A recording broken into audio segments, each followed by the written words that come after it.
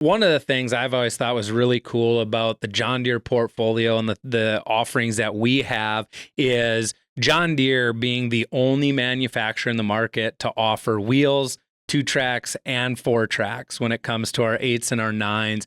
I think that offers a lot of flexibility for our customer base, finding the right machine for them in terms of what they're looking to do.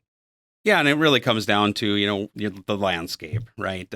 You find pockets where you're heavily 2-track tractor, and then some where it's more wheels. And 9RX coming on and 8RX coming on have changed the game again for us to get into even more horsepower than we could with our RTs. But it really comes down to soil types, where you're at. There is still a little bit, hell, that's how it's worked in the past, so that's how we're still going to do it.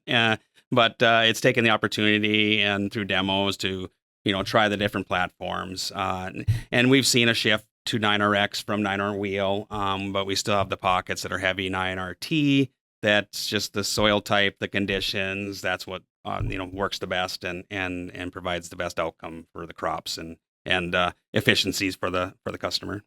Yeah, and then on top of that is also the transmission offerings that John Deere has. So there's those few different transmission offerings. Why don't we just touch on those real quick with what the customers have options of? Yeah, so you look at in your high horsepower 9Rs, more mechanical transmissions in those 18-speed transmissions. You get into the 8R, 7Rs, that's where things change up a little bit, where we have the IVT transmission's been the most popular for since it was introduced. I couldn't tell you what year that was, but IVT goes back even to some 7800 series tractors. But EVT is the new one that's out on the market. It's been out for a couple of years now. As we transitioned into the higher horsepower, it was evident that the IVT could only sustain so much, and so now having the EVT, the electronic variable transmission, is the newest offering. It performs, it acts, it's basically the same as the IVT, but we're getting rid of that hydro pump in there and going with the electronic motor.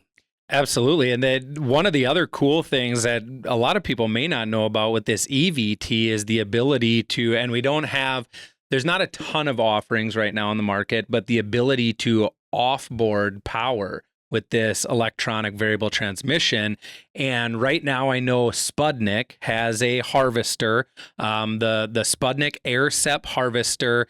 You can plug this in electrically Correct. into the tractor, and you're feeding that air separator fan on the Spudnik harvester, but you're just using this electric transmission to power that. So I know in Europe they have slurry tankers that you can have powered wheels on, but right now those are kind of the off-board solutions that are out there. But I would say keep your eyes peeled, look to the future. I'm sure there'll be more things coming from whether it be John Deere or some of these third-party manufacturers out there with the ability to utilize that electric power within the EVT tractor. Yeah, onboard power generation is the future. And as you've looked across the landscape and even in just the Deere's portfolio, the electrification is real. That's what is happening. You look at air carts now. We can upgrade the air carts with the new metering system. Those are electronic motors. Electric motors. You look at